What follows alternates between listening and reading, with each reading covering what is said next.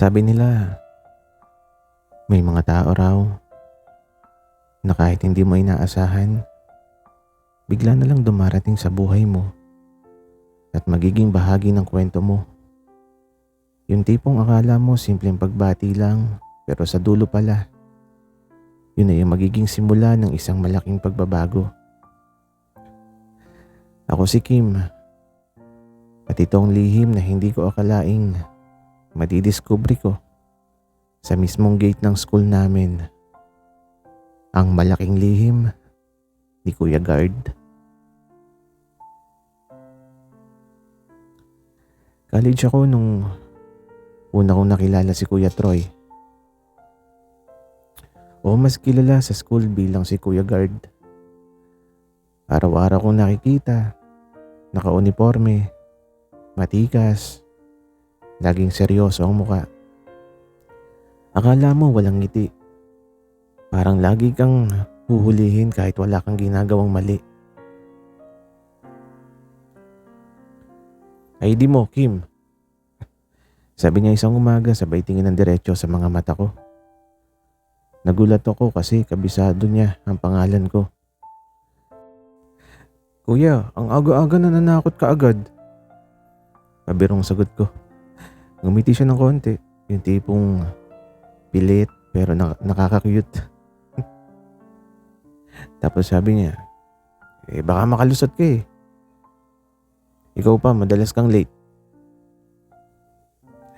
Doon ko lang napansin, hindi pala siya suplado. Tahimik lang talaga. Dumating yung araw na hindi ko inaasahan. Naiwan ako sa campus kasi wala akong masakyan pa uwi. Biglang umulan ng malakas. Wala akong payong. Si Kuya Troy, napansin ako habang nakasilong sa guardhouse. Bakit hindi ka pa umuwi? Tanong niya. Wala kasing jeep. Kuya, tsaka umuulan pa oh. Sagot ko na medyo nahihiya. Tahimik lang siya tapos maya-maya inabot niya yung jacket niya. Suotin mo muna, baka magkasakit ka. Nabigla ako. Hindi ko in-expect na yung dating kinatatakutan kong guard, biglang may malambot na side pala. Doon ko unang nakita yung ibang mukha niya. Hindi lang guard, kundi isang taong marunong mag-alaga. Habang magkatabi kami sa loob ng maliit na guardhouse, ramdam ko yung init ng jacket niya at yung kakaibang kaba sa dibdib ko. At doon nagsimula ang lihim na hindi ko akalaing hahantong sa isang kwento ng pagmamahalan. Pagkatapos ng gabing yun sa guardhouse, parang nag-iba ang tingin ko kay Kuya Troy. Dati parang mahigpit lang siya, bantay sarado sa gate. Pero ngayon, nakita ko siya bilang isang tao na may lambing din pala. Simula nun, tuwing dumadaan ako sa gate, hindi lang simpleng ID please ang bungad niya. Kim, late ka na naman ah. Nakangiti niyang sabi isang umaga. Kuya, huwag kang maingay. Mahalata tuloy ng prop ko na puyat ako sa K-drama. Sagot ko sabay tawa. Napailing siya pero napansin ko, unti-unti, dumadalas na yung mga ngiti niya kapag ako ang kaharap. Minsan sumasabay pa siya sa akin sa tindahan sa tapat ng school.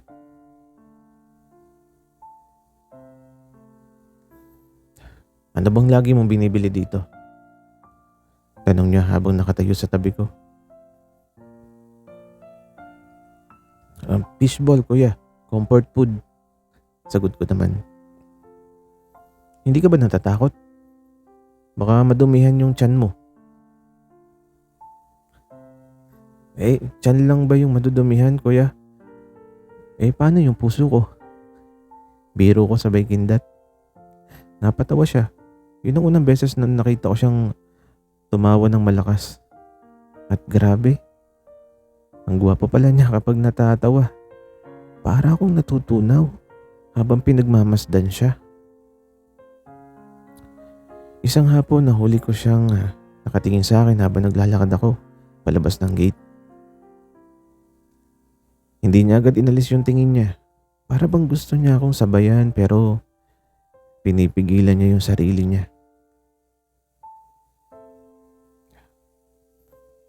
Kuya, gusto mo bang sumabay? Tanong ko, medyo pabulong. Nagulat siya, agad na umiling. Tapos sabi niya, bawal sa amin yun. Guard ako rito, Kim. Pero bago pa siya tumalikod, nakita ko yung kakaibang ningning sa mata niya. Yung tipong parang may tinatago. At doon ko unang naramdaman, may malaking lihim si Kuya Troy. At hindi ko alam kung handa ba akong tuklasin kung ano yun. Pagkatapos ng mga araw, laging nagkakasalubong kami. Naging parte na ng routine ko si Kuya Troy. Hindi na ako lumalabas ng school na hindi dumadaan sa guardhouse para lang makipagkulitan sa kanya. Even for a minute. Kim, nagkating ka na naman ano? Sabi niya isang hapon, kunwari seryoso. Oh, hindi kuya. Dismissal na talaga. Wika ako naman. Sige. Pero kapag nahuli kitang tumatakas, ako mismong magpapatawag ng magulang mo. Wika niya. Grabe naman kuya. Papa ko lang ang kinatatakutan ko. Tsaka ikaw. Biro ko, sabay dila. Ngumiti siya pero pansin ko, mabilis din siyang umiwas ng tingin. Yung parang may tinatago. Dumating ang isang gabi na nag-overnight ako sa school para sa project. Paglabas ko, siya na lang mag-isa ang nasa gate. Tahimik, seryosong nagjo-journal sa maliit na notebook.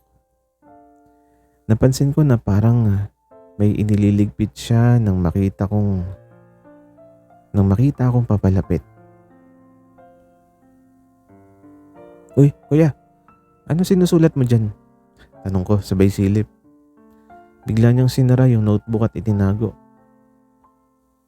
Wala to. Duty notes lang. Pero ramdam kong hindi totoo yung sagot niya. Kuya, ang dami mong sekreto. Baka naman love letter yan. Biro ko. Ngumiti siya pero hindi nagsalita.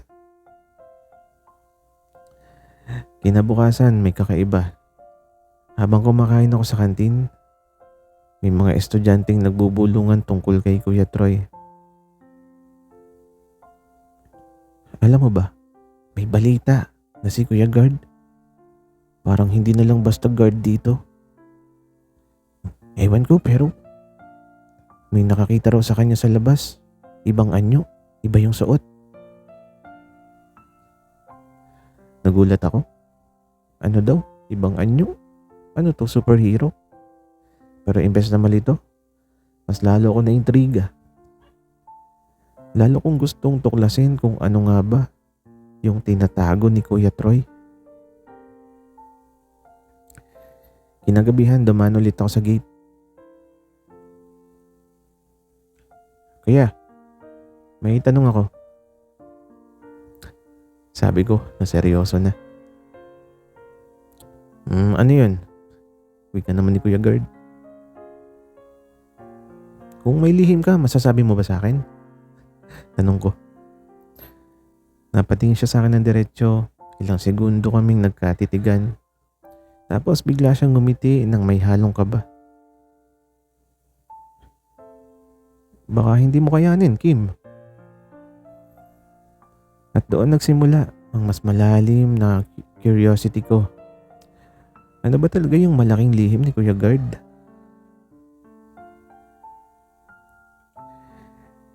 Isang gabi, habang nagpa-practice kami para sa school event, Biglang nawalan ng kuryente sa buong campus.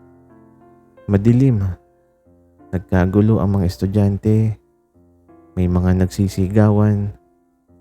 Ako syempre, isa sa mga unang natakot. Tumakbo ko palabas para maghanap ng flashlight o kahit sino man na pwedeng makatulong.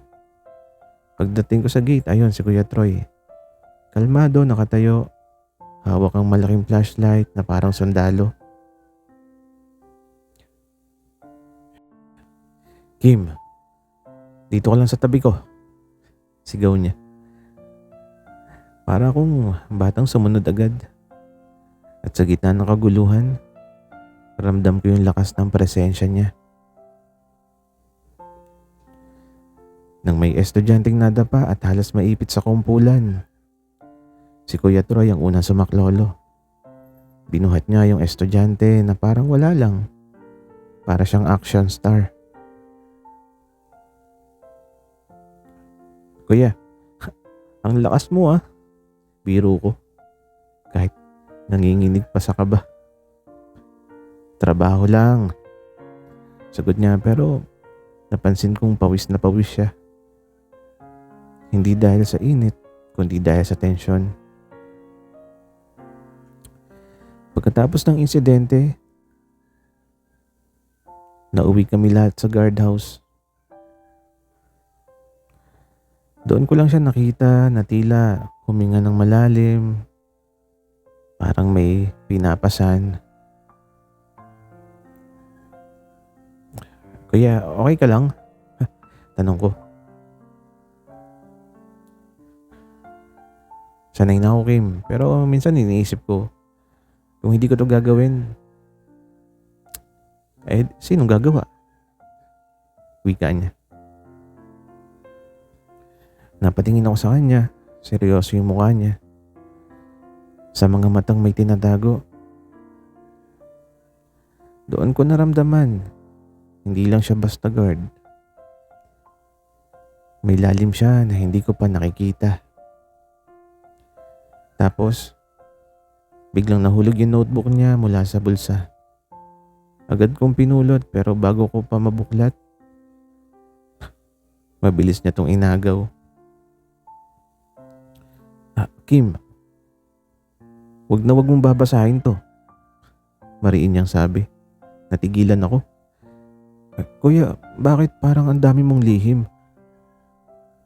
Baka naman ikaw yung tunay na superhero ng campus."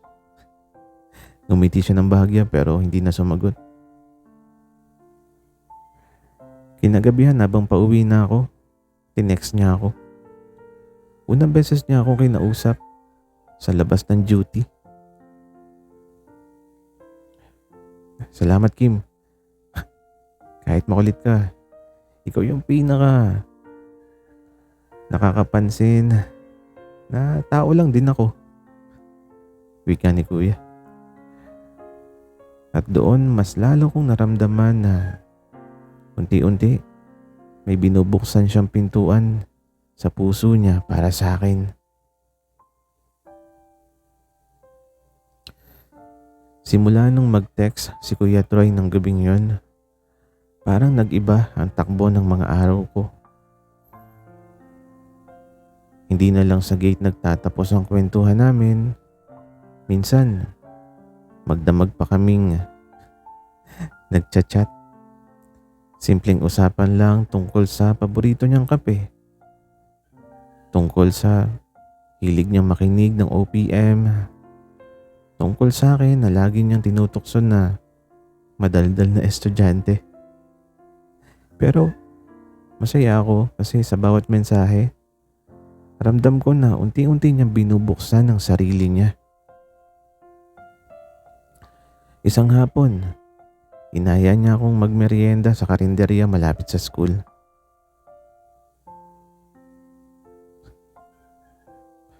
"Bawal to ah." Biro niya. "Guard ako, estudyante ka, baka isipin ng iba may ginagawang kalokohan si Kuya Guard."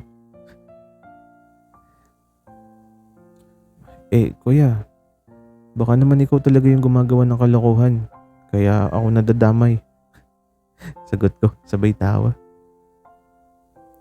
Habang kumakain kami ng pansit at lumpia, mas naging komportable kami sa isa't isa. Nakita ko yung simpleng buhay niya na hindi pala siya tulad ng ibang guard na nakikita ko lang. May kwento, may dahilan kung bakit parang lagi siyang may tinatago. Kim, kung sakaling may malaman ka tungkol sa akin na hindi mo gusto, tatanggapin mo pa rin ba ako? Sabi niya bigla habang nakatitig sa akin. Natigilan ako. Hindi ko alam kung paano sasagot. Pero sa totoo lang, ang nasa isip ko, bakit parang ang bigat ng tinatago niya? Kahit ano pa yan, kuya. Hindi mo naman kailangan na magkunwari sa akin. Sagot ko ng diretso. Ngumiti siya pero nakita ko yung mga mata niya. Hindi pa siya handang ibunyag ang lahat. Kinabukasan habang naglalakad ako sa hallway, may dalawang estudyanteng nag-uusap. Si Kuya Guard. Nakita ko kagabi na hindi naka-uniform. Grabe itsura, parang di ko may paliwanag pero parang ibang tao siya. Tapos sabi nung isa, baka may double life yun. Parang tinamaan ako. Double life? Doon ko naisip, baka nga tama sila. Baka may dalawang mundo si Kuya Troy. Yung kilala ko bilang guard sa araw at yung misteryosong nilalang sa gabi. At doon, lalo akong nalito. Pero sa halip na matakot, mas lalo akong na-curious. Gusto ko nang tuluyan siyang makilala. Kahit ano pang malaking lihim ang madiscovery ko. Isang Sabado ng gabi. Bored ako sa dorm kaya nagdesisyon akong lumabas para bumili ng pagkain. Malapit lang naman sa school yung mga kainan kaya naglakad-lakad ako. Habang nag-aabang ako ng order sa isang tapsihan, may napansin akong pamilyar na tindig sa kabilang mesa. Malapad ang balikat, seryosong nakatitig sa cellphone, naka-black shirt at maong, at kahit hindi siya naka-uniform, walang duda. Si Kuya Troy. Pero ibang Troy ang nakikita ko ngayon. Hindi yung tahimik at istriktong guard sa gate. Mas relax, parang ibang tao. At grabe, ang gwapo niya pala pag wala yung uniform. Hindi ko napigilang lumapit. Kuya, tawag ko. Nagulat siya at agad na tinago yung cellphone niya. Kim, ano ginagawa mo rito? Dapat ako nagtatanong niyan, kuya. Hindi ba pang gabi duty mo? Bakit nandito ka? Tahimik lang siya saglit. Halata nag-iisip na isasagot. Day off ko. Minsan lang. Sabi niya, sabay iwas ng tingin. Pero bago pa ako makapagsalita, biglang may lumapit na dalawang lalaki na parang mga kakilala niya. Pre, tara na. May pupuntahan tayo. Nagulat ako nang marinig ko yung isa. Boss Troy, baka malate tayo. Boss, sa isip-isip ko. Pag-alis ng dalawa, naiwan akong nakatingin kay kuya. Boss daw. Ano ibig sabihin nun? Tanong ko. Umiling siya, pilit ng ngumiti. Kim, huwag ka naman na magtanong. Hindi pa to yung tamang oras. Pero habang naglalakad kami pa uwi, naramdaman kong parang mas lalo niya akong binabantayan. Para bang gusto niya akong isama sa mundo niya pero sabay tinaboy para hindi ako madamay. Kinagabihan nakatanggap ako ng mensahe mula sa kanya. Pasensya na kanina. Basta tatandaan mo, hindi lahat ng nakita mo ay yun agad ang totoo. Pagkatiwalaan mo lang ako, Kim. At kahit nalilito ako, kahit ramdam kong may panganib sa paligid, isang bagay ang sigurado. Mas lalo kong nahuhulog kay Kuya Guard.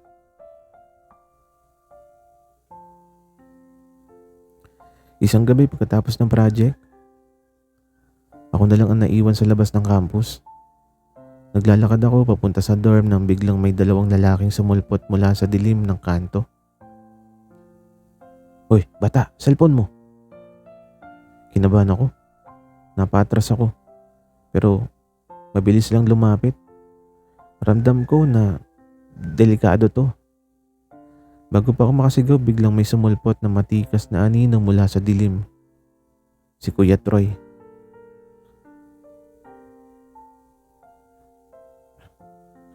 Tapos sabi niya, "Mga walang hiya kayo."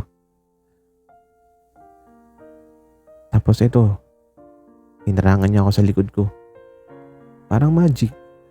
At sa loob ng ilang segundo lang, napatumba niya yung dalawang lalaki gamit ang lakas at bilis na hindi ko akalaing kaya ng isang guard. Parang sanay na sanay siya sa laban. Nakatulala lang ako habang pinupunasan niya yung sugat sa braso niya. Kuya, guard ka lang ba talaga?" Tanong ko na medyo nanginginig pa. Tumingin siya sa akin, seryoso. Kim, hindi ako basta guard. May mga bagay akong ginagawa sa labas ng campus na hindi ko pwedeng ipaliwanag. Pag-uwi, hindi ako mapakali. Bumabalik-balik sa isip ko yung nakita ko. Yung lakas niya, yung tapang, yung paraan niya ng pagsalo niya sa akin, na parang buong buhay niya ay nakalaan na para protektahan ako. Kinabukasan, hindi ko na matiis.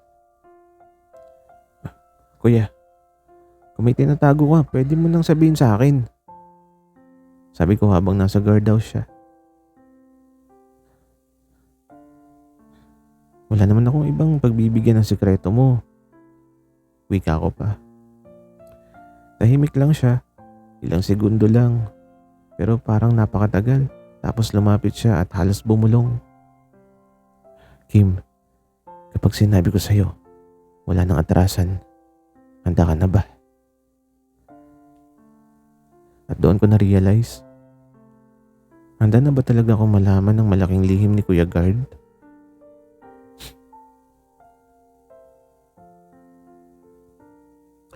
Hindi ako makatulog buong gabi. Ulit-ulit yung tanong sa isip ko kung handa na ba ako. Kinabukasan, bago ko pumasok sa klase, nag-text siya.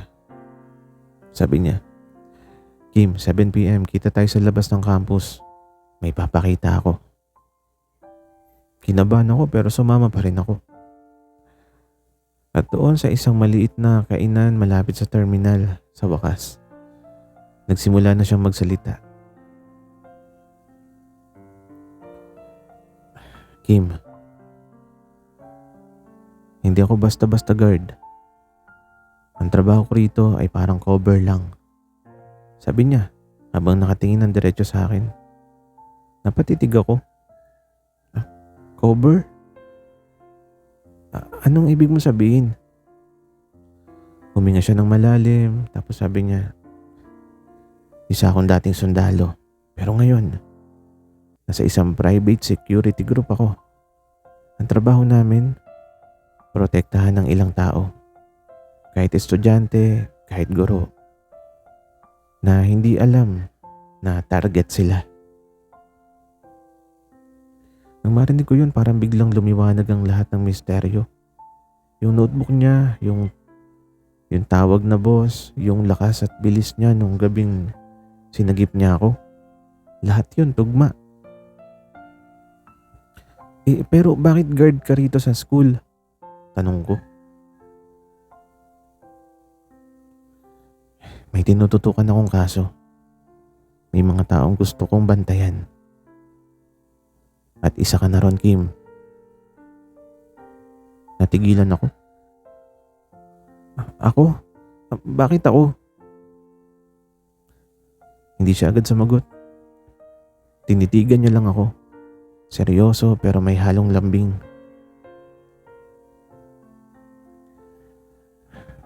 Dahil minsan, hindi mo alam kung sino ang target. At ayoko mapahama ka. Napayuko ako. Nanginginig. Pero may halong kilig. Kuya, ang bigat naman ng sekreto mo. Pero, bakit sa akin mo sinabi? Ngumiti siya, mahina, pero totoo. Dahil ikaw ang pinagkakatiwalaan ko. At sa unang pagkakataon, naramdaman kong hindi lang ako basta estudyanteng dumadaan sa gate niya araw-araw. Isa na akong mahalagang parte ng mundo niya. Simula nung aminin ni Kuya Troy ang lihim niya, hindi na ako mapakali. Oo, nasyak ako. Pero higit pa ron, ramdam ko na mas lalo kaming naging malapit. Para bang bawat pagtingin niya, may bigat na hindi ko may paliwanag. Isang gabi, nagkasabay kami sa labas. Hindi na siya naka-uniform. Nakasimpleng jacket lang pero kahit ganun, ang lakas ng dating. Kim, hindi ko talaga balak sabihin sa'yo lahat. Pero napipilitan akong buksan yung mundo ko kasi natatakot ako para sa'yo. Sabi niya habang naglalakad kami sa tahimik na kalsada. Para sa akin, bakit naman? Tanong ko. Halos hindi makahinga sa kaba. Dahil ikaw yung laging laman ng isip ko eh. At hindi ko na yung kayang itago. Diretso niyang sagot. Parang huminto ang mundo. Hindi ko alam kung anong mararamdaman. Nahihiya, natutuwa, kinakabahan. Kuya, hindi mo naman kailangan pilitin yung sarili mo, pero salamat kasi ako pala yung iniisip mo. Naglakad kami hanggang sa makarating sa maliit na waiting shed, tahimik. Ramdam ko yung malamig na hangin pero mas ramdam ko yung init ng kamay niya na dahan-dahan niya tong hinahawakan. Kim, mahal kita. Bulong niya na halos pabulong lang. Nanlaki yung mga mata ko. Di ko alam kung sasagot ako o tatakbo. Pero yung puso ko parang sumabog sa saya. Kuya, alam mo bang matagal ko na rin gustong marinig yan? At itong ngumiti siya, yung pinakatotoo, pinakamasarap ng ngiting nakita ko sa kanya. Salamat kasi tinanggap mo ako kahit ang dami kong sikreto. At doon sa ilalim ng dilim ng gabi sa katahimikan ng kalsada, tuluyan kaming nagtagpo. Hindi bilang guard at estudyante, kundi bilang dalawang pusong naghanap at natagpuan ang isa't isa. Pagkatapos ng gabing umamin si Kuya Troy, nagbago ang lahat. Hindi na lang ako yung makulit na estudyante na laging dumadaan sa gate. At hindi na lang siya yung strictong guard na kinatatakutan ng lahat. Kami na ngayon yung dalawang taong natutong tumawid mula sa lihim, papunta sa isang totoong pagmamahalan.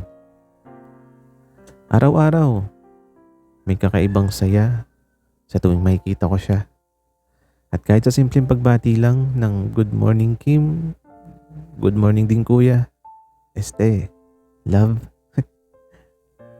Halos mahulog ako sa upuan yung mga kaklase ko nang marinig nila na tinawag ko siyang love. Pero sino ba naman ako para mahiya? Kung dati lihim lang, pero ngayon siya na yung pinaka-proud kong ipinagmamalaki. Dumaan ang mga buwan at kahit hindi madali yung sitwasyon namin, natutunan namin panindigan ng isa't isa. Oo, guard siya at estudyante ako pero sa mata ng pagmamahalan, wala namang ranggo, wala namang pagitan. Minsan, habang sabay kaming nagkakape sa tapat ng guardhouse, tinanong ko siya, Kuya, hindi ka ba natatakot na malaman ng iba ang tungkol sa atin? Tapos tumingin siya sa akin, sabay haplos sa kamay ko. Basta kasama kita, Kim. Wala akong kinatatakutan. Kasi ikaw yung pinakasekreto kong hindi ko kayang itago. Sabi nila, lahat ng tao may tinatagong lihim. At minsan may mga ang lihim na yon, kaya mong itago habang buhay. Pero kapag dumating yung taong handa kang tanggapin, kahit gaano pa kalaki o kabigat yung sikreto mo, matututo kang ibahagi ito.